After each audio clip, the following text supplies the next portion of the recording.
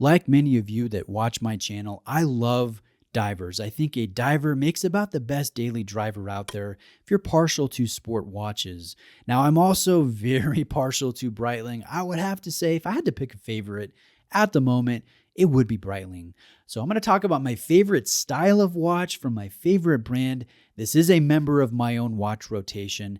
It is the Superocean 44 with the Caribbean blue dial, and I bought this on the OEM bracelet, but I will also show you this on the OEM strap and also on a Mushi NATO strap, a turquoise NATO strap that I collaborated with Mushi Straps. So let's talk about this piece and why it's not more popular, and is it a good buy? Will it become more popular? Is this a watch that will increase in price over the years that this is in production? But before we get to it, I'd like to talk about the prior generation Superocean because I think that's an important place to start. That watch has a lot of strength in my opinion. I've been close to buying an orange version and a yellow version and a blue version on a few different occasions over the years. And I know a lot of watch enthusiasts really like this generation. They like the relief style DLC coated stainless steel bezel insert. They really like the supersized Arabic markers that are pressed into this granular matte dial. They really like the brushwork on the slightly chunkier, slightly taller stainless steel case. They really like the look of this piece. And I like the look of it too. I think it is austere, but I think it's Breitling. I think it's alluring. I do like it quite a bit. Again, I've been close to buying it on a couple occasions, but it was discontinued and replaced with a very different feeling Superocean. And the initial pulse on the watch enthusiast community was, ooh, no, I don't think this is a good move. I don't like the new design. Why do we have this massive square on the minute hand? What's going on with that? That's a bit ridiculous. Why do we have this increase in retail price? What's going on here? I think Breitling is making a mistake. Why didn't they just keep the prior generation congruent with this new generation Superocean? And I have to say, I found that understandable, but a little bit comical and a little bit hypocritical because you look at the prior generation and do you see any supersized or outsized dial elements? I'll wait.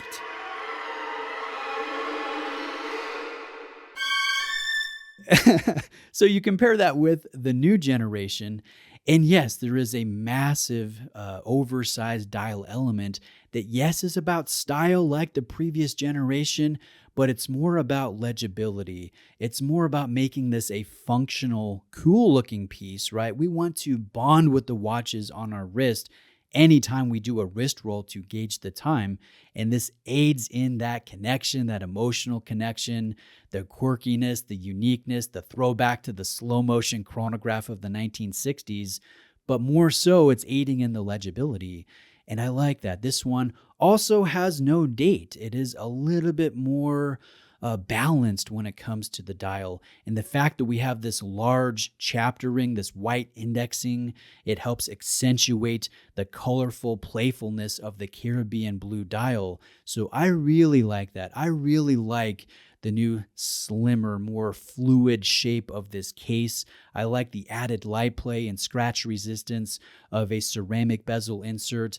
I love the applied markers here that are no longer pressed into a matte dial. We have a reflective dial and polished, faceted applied markers that have some nice depth. We have better lume, we have better tactile feel, and we have standard now an adjustable clasp, a milled clasp that Breitling has done a very nice job engineering. So I look at this and I see a lot of upgrades. I see a very different feel, but the more I look at it, the more I like it and the more I think it's quite a bit better than the prior generation, as much as that will anger some of you listening to this video. I still see them very similarly, but I think Breitling is evolving and a lot of us will get on board with this the more we look at it. I go back to the prior generation and I remember when that one was first introduced, it wasn't all that popular. You had watch enthusiasts saying, well, yeah, it's okay, but why would you buy something like this when you can buy a Seamaster and get an adjustable clasp and get a ceramic bezel insert and get better lume and get this and get that. And by the time that generation was discontinued, you had a lot more watch enthusiasts on board, and they were saying, hey, I like this a lot more than a Seamaster with a non-tapering clasp and shiny and chunky with a helium release wart. No, they were all about the prior generation Superocean, and I think there is a natural gravitation that happens the more you look at something and the more you understand the design and you appreciate that. And so I think something similar will happen with this Superocean. People will look at this and then they'll start to really enjoy some of those elements and they'll go, oh, you know what?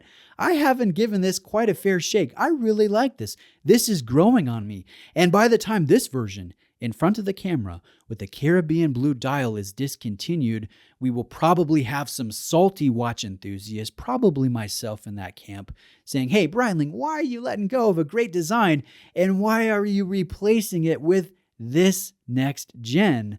You know, there's going to be some pushback because it's new. And I think that's just the history of upgrading and updating a very beloved design that has history going back to 1957. Now let's talk about a sticky point when it comes to the new Superocean, and that is the retail price versus the movement selection. We do not have a Kinesi movement within the case here, like we do have with the Superocean Heritage 42 and 44 and 46. In other words, a Tudor in-house movement. Kinesi is actually the brand that makes the caliber, and Breitling can source Kinesi movements on occasion, but they have not placed it within this watch.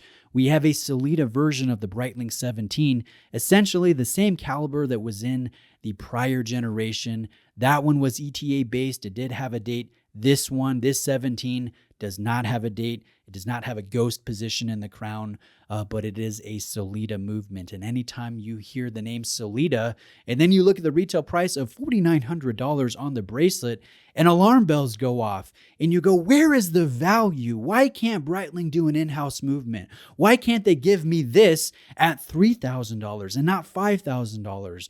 There is some natural pushback with the movement selection, and I get that. That is definitely something that will cross a lot of watch enthusiast minds for good reason. And I'm going to give some of my own opinions here. I think one reason why Breitling went with the Sellita is it's hard to get ETA these days, especially in the numbers that big brands like Breitling want to produce their calibers at. So could they buy 10,000 ETA movements from ETA, from the Swatch Group, from a competing brand? That might not have even been a possibility. And then the other thing, one of the great elements of the Superocean is the fact that it is so slim and trim and wonderful, really. It's a great feel on wrist. It is 12.6 in overall height. It is thinner than my Rolex Submariner, and that makes a big difference on wrist. Now, one of the reasons why they were able to get so thin is because they have the Sellita within the case. If this was a Kinesi movement found in a Black Bay 41, I don't think that Breitling would be able to get the same thin profile. They would have to go with a different variation of the manufacturer Tudor movement or the Kinesi movement, the kind that is found in the Black Bay 58.